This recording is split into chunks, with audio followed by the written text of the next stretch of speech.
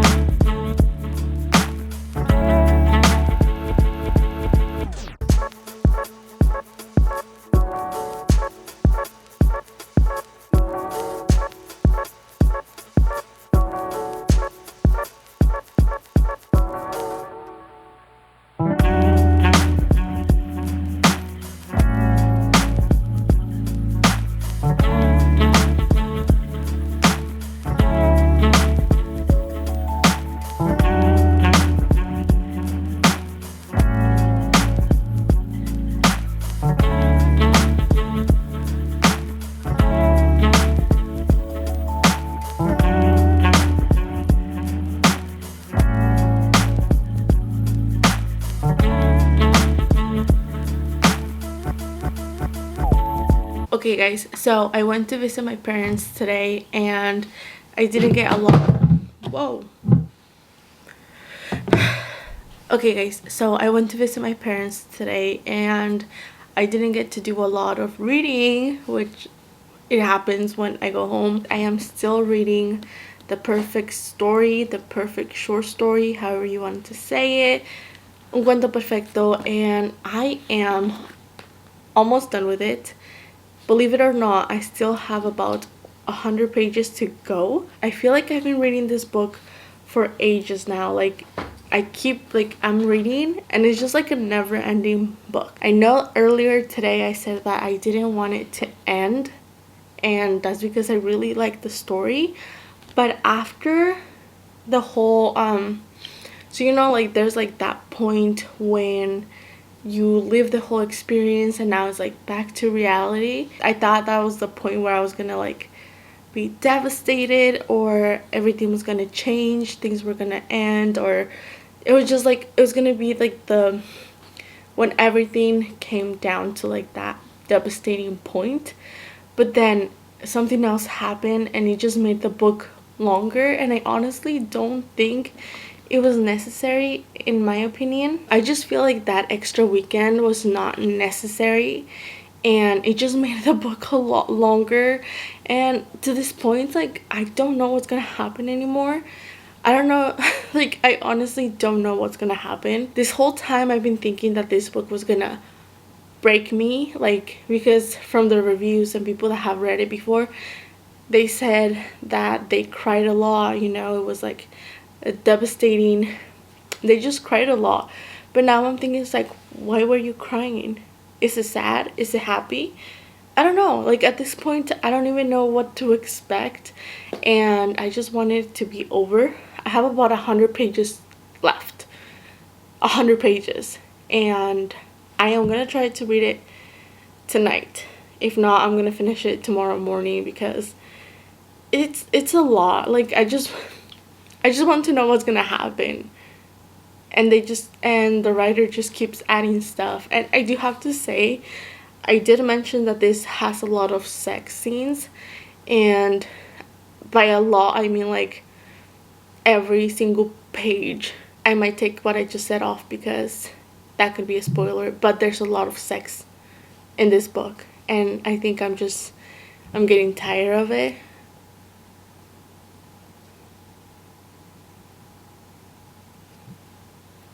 Because I just think that I'm getting tired of it already. So we'll see what happens in the next 100 pages, and we'll see if I'm happy with the ending of this book. So I'll be back with the next time I see you guys is because I already finished this book. I have finally finished this giant book. 630 pages of this book. Having read, it didn't make me cry. I thought I was gonna be devastated. I thought I was gonna be heartbroken. I thought it was gonna be the best romance story I had ever read in my life. So I really enjoyed the book. I thought the story was good. My favorite character in this story was David. He was just so nice to her, and he truly fell in love with her since the beginning, but he also knew that their social classes were just very, very different, and he kept putting himself down all the time. And that's because like his ex-girlfriend always put him down and always told him that he wasn't enough, but you could see how in love he was the whole time. And I'm not gonna lie, he was described as a very, very hot and very, very naughty character. He made Margot's world a better place, if I can say it like that. So I really enjoyed his character. I enjoyed his story, what he was going through, and especially falling in love with the main character, because as you guys know, this is a romance story. But the ending, I mean, the author tells me to not tell you guys about the ending, so I won't. But I liked an ending, and